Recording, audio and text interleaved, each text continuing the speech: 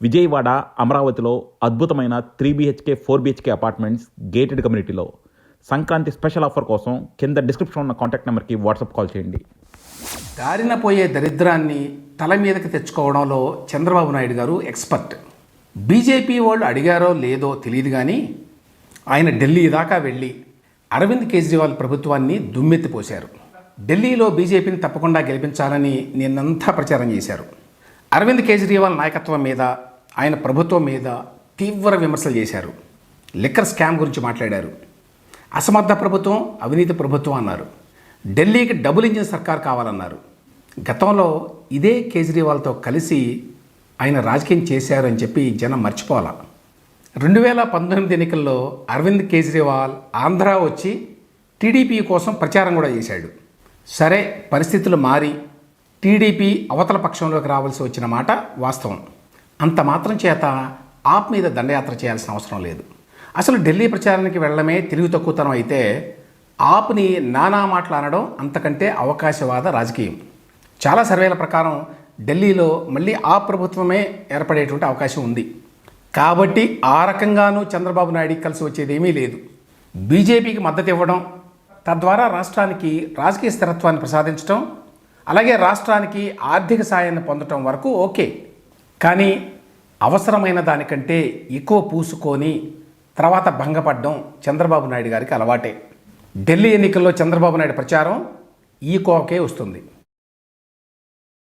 జగన్మోహన్ రెడ్డి అసెంబ్లీకి హాజరు కావడం వల్ల మరి ఆయనకి నిబంధనలు వర్తించవా అనే ప్రశ్న వస్తుంది. ఏ ఎమ్మెల్యే అయినా వరుసగా 60 రోజుల పాటు అసెంబ్లీకి గైర్హాజరైతే వాళ్ళు చట్ట ప్రకారం అనర్హతకు గురవుతారు. జగన్కు కూడా ఈ నిబంధన వర్తిస్తుందని చెప్పి తాజాగా డిప్యూటీ స్పీకర్గా ఉన్న రఘురామకృష్ణరాజు గారు ఢిల్లీలో మాట్లాడుతూ చెప్పారు. అయితే ఎమ్మెల్యేకి సెలవు పెట్టుకునేటువంటి అవకాశం ఉంటుంది. అది కూడా సహేతుక కారణంతో సెలవు కోసం దరఖాస్తు చేయాలి. జగన్మోహన్ రెడ్డి గారేమో సెలవు కూడా పెట్టల ఇప్పటి వరకు. అందువల్ల 60 రోజులు దాటిన తర్వాత ఆయన ఆటోమేటిక్గా ఎమ్మెల్యేగా అనర్హుడవుతారు.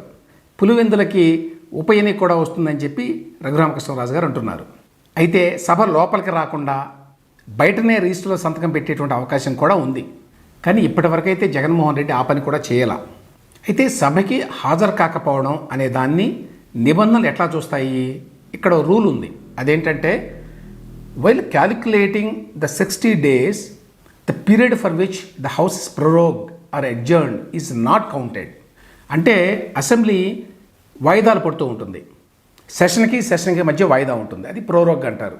లేక మధ్యలో 1-2 రోజుల పాటు ఎడ్జర్న్ కూడా చేస్తారు. ఆ ప్రోరోగ్ అయిన సమయాన్ని, ఎడ్జర్న్ అయిన సమయాన్ని లెక్క కట్టారు. అట్లా చూస్తే ఇప్పటి వరకు 3 సార్లు ఏపీ అసెంబ్లీ సెషన్ జరిగింది 2024 ఎన్నికల తర్వాత. దాదాపు 20 రోజుల పాటు యాక్చువల్గా అసెంబ్లీ సెషన్ జరిగింది. అంటే జగన్మోహన్ రెడ్డికి ఇంకా చాలా టైం ఉంది. బహుశా 2026 వరకు కూడా అసెంబ్లీకి హాజరు కాకపోతే అప్పుడు జగన్మోహన్ రెడ్డికి డిస్క్వాలిఫికేషన్ అనే మాట వర్తిస్తుంది. జగన్మోహన్ రెడ్డి ఓడితే తన పేరుకి చివర రెడ్డి అనే తోక పెట్టుకుంటానని చెప్పి ముద్రగడ పద్మనాభం గారు ఎన్నికలకు ముందు ఒక ప్రతిజ్ఞ చేశాడు. ఓడితే గుండు గీయించుకుంటాను, మీసాలు తీయించుకుంటాను లాంటివి కొందరు మాట్లాడుతుంటారు. మరి ఇట్లా ఓడితే రెడ్డి ఇంటి పేరును తగిలించుకుంటాను అనడం ఏంటో అర్థం కాక చాలామంది అప్పట్లో తల్లబట్టుకున్నారు.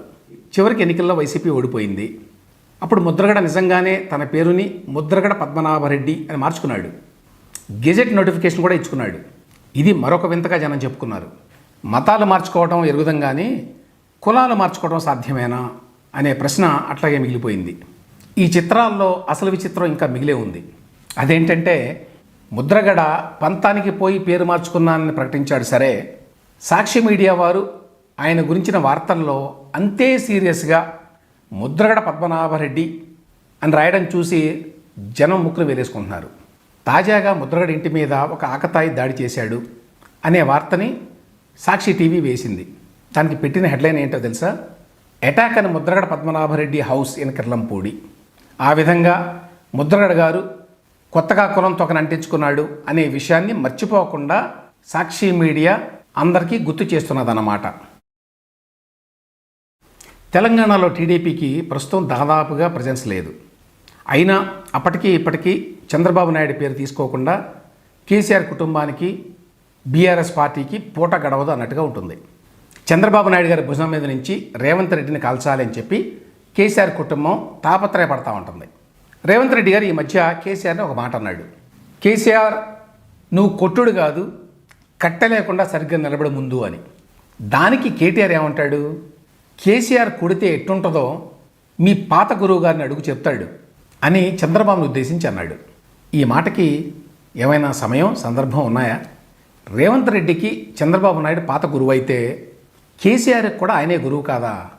నిజానికి రేవంత్ కంటే కేసీఆరే ఎక్కువ కాలం చంద్రబాబుతో కలిసి తిరిగాడు, ఆ పార్టీలో ఉన్నాడు.